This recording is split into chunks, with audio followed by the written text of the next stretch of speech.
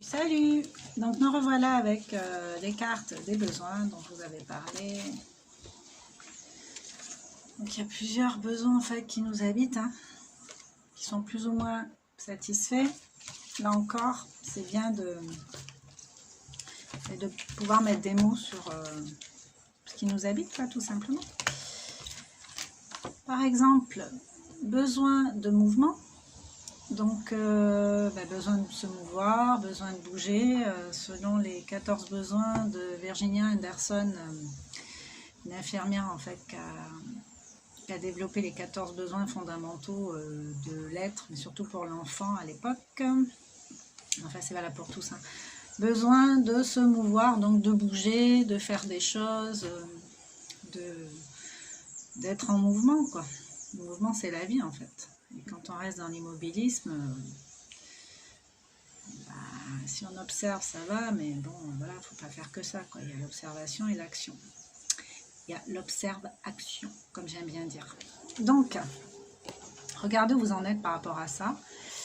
Et voilà, c'est ça l'idée avec ces cartes, c'est de faire petite introspection sur comment est satisfait mon besoin de mouvement. Déjà, à quel degré j'ai besoin de mouvement, parce que si je suis quelqu'un de casanier qui aime rester souvent seul, voilà, qui recherche pas trop le contact avec l'extérieur, j'ai le droit d'être comme ça, mais du coup c'est quoi mon besoin de mouvement? Est-ce qu'il est satisfait déjà? Parce que je m'autorise déjà pas énormément, mais ça c'est moi, ça me satisfait, je ne critique pas, mais voilà, j'en suis où par rapport à ce besoin de mouvement?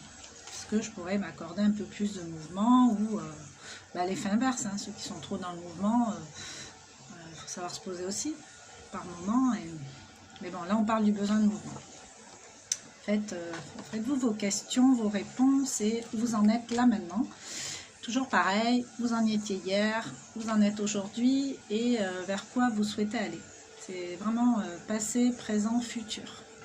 Qu'est-ce que je vais mettre en place pour satisfaire ce besoin de mouvement? Si je suis quelqu'un qui a la bougeotte et voilà, du jour au lendemain j'ai plus de voiture ou je suis excentrée, j'habite dans un endroit un peu isolé, bon, comment je vais faire?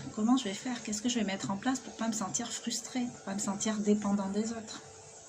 Toutes ces questions à se poser. Besoin de repos, voilà, pareil, l'inverse de celui qui est trop en mouvement, besoin de repos. Donc, je suis quelqu'un qui fait 1000 activités, un peu comme moi d'ailleurs, qui a 1000 idées à la seconde et qui va se lancer à corps perdu dans un truc. Mais il faut savoir aussi faire des petites pauses et savoir se poser, se reposer. Et on a beau prendre du café, du gourmand et plein de choses pour se booster. À un moment donné, le corps, il a juste besoin de se reposer, de dormir, ou même de se reposer, quoi. Alors, il y a les micro-siestes qui peuvent être efficaces aussi, mais à un moment donné, il faut quand même respecter le rythme de son corps, sinon ça va entraîner un blocage ou voilà, quelque chose de plus ou moins sérieux dans le corps, et ça sera encore un message à prendre. Besoin d'ordre.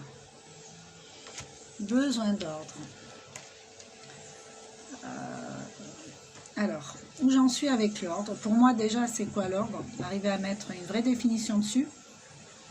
C'est quoi l'ordre? L'ordre, c'est quoi? Il y en a qui vont pas supporter. Il y en a qui vont dire, moi, mon bordel, je m'y retrouve dans mon bordel, en fait, parce que c'est un peu leur cartographie mentale, en fait. Donc, voilà, écoutez, mettez déjà de l'ordre dans vos idées avec cette carte, pour voir où vous en êtes par rapport à ça et à la notion d'ordre. Qu'est-ce que ça réveille en vous, ce mot ordre? Si on a eu des parents super autoritaires, c'est soit on reproduit, soit on va à l'inverse. Je parle des opposés, les extrêmes, c'est pas bon. Essayez de rester dans le juste milieu. Donc voilà, mais si on a souffert de trop d'ordre, trop carré, que chez moi c'était un musée, j'avais pas le droit de bouger une oreille, sinon c'était problème, forcément ça va résonner un peu plus violemment que au contraire, si c'était plus détendu comme atmosphère. Mais après, si c'était le bordel ambulant, c'est pareil, hein, je peux l'avoir mal vécu. Peut-être avoir des complexes, avoir eu des complexes, inviter des petits camarades chez moi, par exemple. Parce qu'on a tendance à se comparer aux autres, toujours. Et le jugement, toujours, surtout chez un enfant qui est en pleine construction et qui va chercher des réponses dans le regard des autres. Donc, voilà. Alors, besoin d'ordre. On ne va pas toutes les faire, je vais vous les montrer après. Je reviendrai encore avec d'autres cartes. Besoin de lien. Besoin de lien. Des fois, c'est bien d'être seul. Alors, il y a une notion de solitude et de solitude. A priori, la solitude, c'est un choix en fait. C'est le choix d'être seul. C'est l'attitude d'être seul.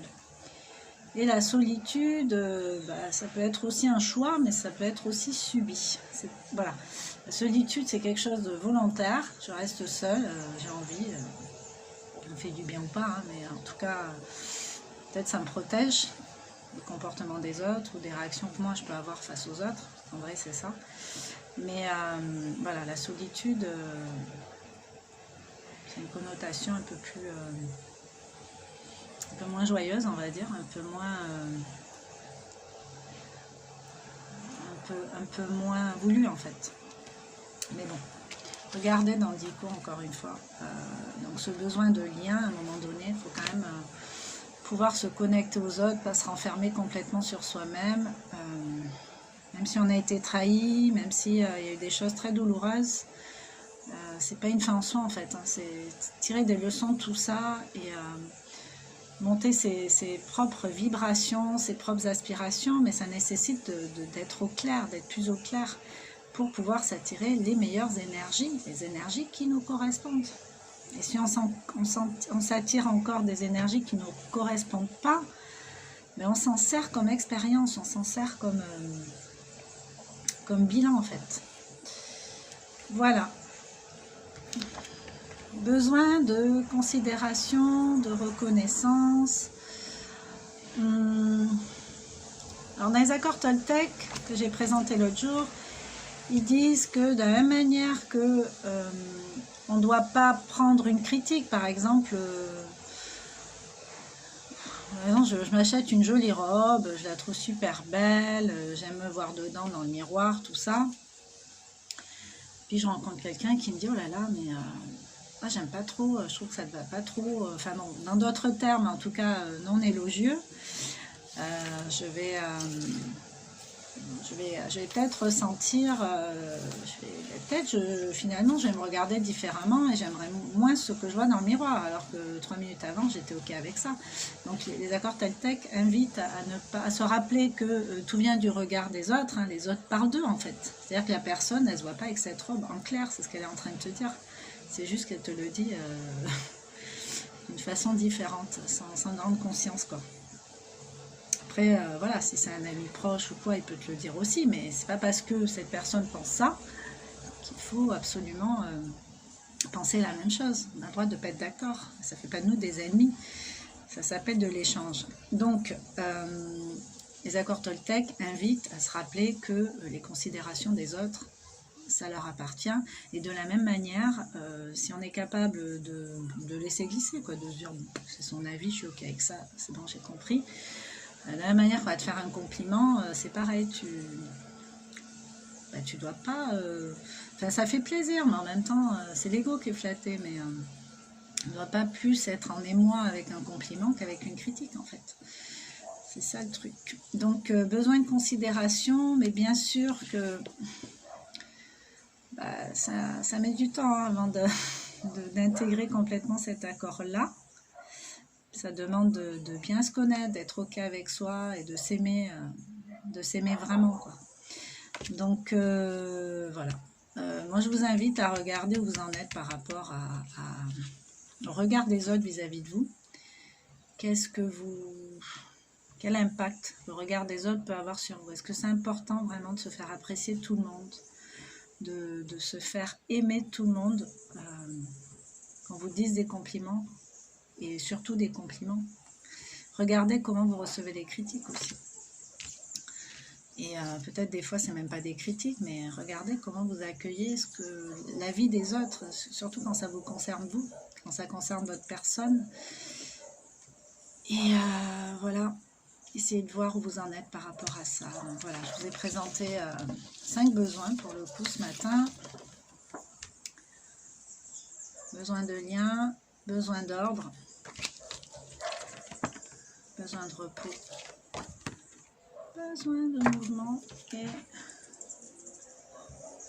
besoin de considération, de reconnaissance. Qu'est-ce que ça nourrit chez vous, tout cela? Comment c'est nourri? Comment vous le nourrissez? Voilà, les questions qui me viennent là tout de suite. Besoin de reconnaissance, quand on appartient à des groupes, oui, à des communautés par exemple, il y a ce besoin de reconnaissance certainement. Est-ce que moi je suis en train de développer un besoin de reconnaissance ici devant vous? Je pense savoir ce que c'est et je pense ne pas avoir besoin de reconnaissance en fait. Parce que moi, j'ai bien conscience que je suis là de passage comme nous tous, hein, que je fais juste ce qui m'anime le plus à moi en fait. Donc la reconnaissance plutôt vis-à-vis de moi en fait, pour continuer à être d'accord avec moi et continuer à fonctionner comme ça me tente, comme j'ai envie, au rythme que je veux. Ça c'est parfait. Bon ben je vous laisse et je vous fais un bisou et je réfléchis. Bye bye.